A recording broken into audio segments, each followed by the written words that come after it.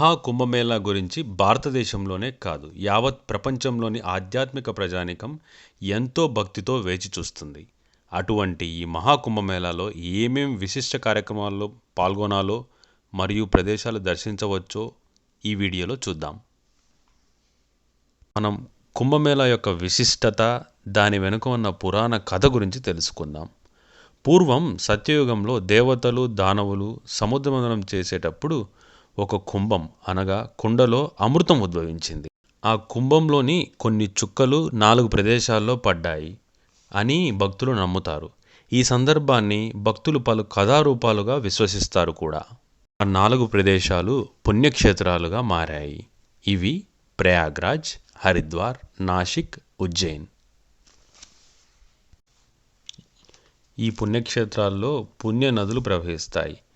ప్రయాగ్రాజ్లో గంగా, యమున, సరస్వతి అను త్రివేణి సంగమం ఉంది.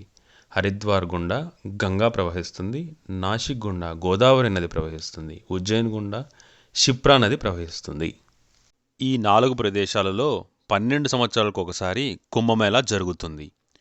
ఈ కాలంలో బృహస్పతి అంటే జూపిటర్ ఒక రాశి నుండి మరో రాశికి మారే కాలాన్ని సూచిస్తుంది. బృహస్పతి యొక్క పూర్తి చక్రం పూర్తవడానికి 12 సంవత్సరాలు పడుతుంది. ఈ సమయాన్ని ఆధారంగా చేసుకొని కుంభమేళా ఉత్సవాన్ని అత్యంత భక్తి మరియు ఉత్సాహంతో జరుపుకుంటారు.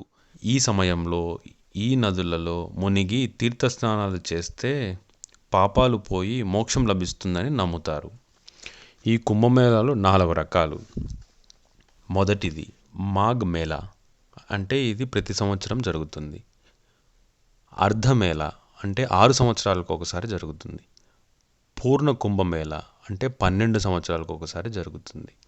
చివరగా మహాకుంభమేళా అంటే 144 సంవత్సరములకు ఒకసారి నిర్వహిస్తారు. అంటే ఈసారి జరగబోయే మహాకుంభమేళా 144 సంవత్సరాల తర్వాత జరగబోతోంది. దాని తర్వాత మహాకుంభమేళా 2169వ సంవత్సరంలో వస్తుందని అంచనా. అందువల్ల ఎందరో భక్తులు జీవితంలో అరుదైన అనుభూతి పొందాలని ఆశిస్తున్నారు. ఈ 144 సంవత్సరాలకి ఒక్కసారి వచ్చే మహాకుంభమేళా ఎందుకు ప్రత్యేకమంటే, ఈ సమయంలో బృహస్పతి, సూర్యుడు, చంద్రుడు కుంభరాశి లేదా మరేదైనా ఇతర రాశులలో ఒక ప్రత్యేక స్థితిలో ఉంటారు. ఈ కుంభమేళాకి మరో విశిష్టత కూడా ఉంది. ఈ Kumbh Mela UNESCO intangible cultural heritage of humanity ప్రాతినిధ్య జాబితాలో 2017లో చేర్చబడింది.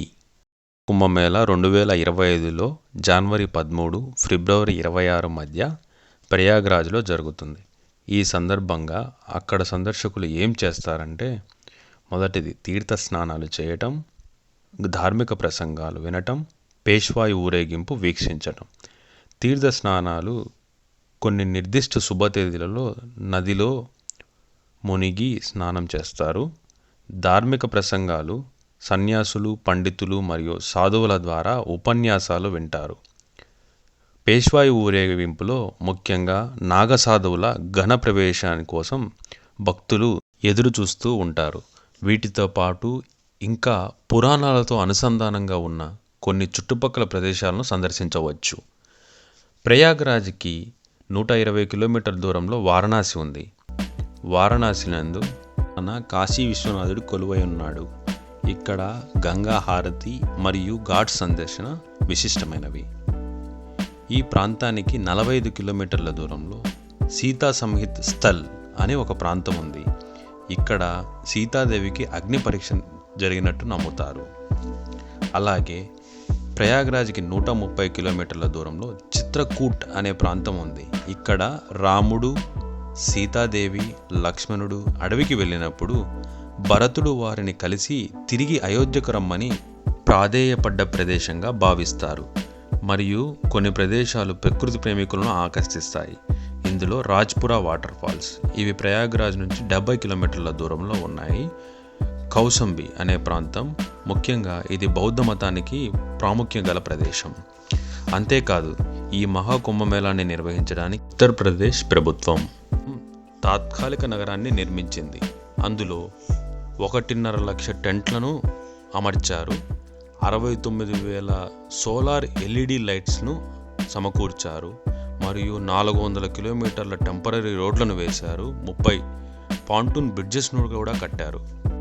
కావున ఈ మహాకుంభమేళాలో ఆధ్యాత్మికం, వైజ్ఞానికం, వినోదాత్మకమైనవి ఎన్నో వీక్షించవచ్చు.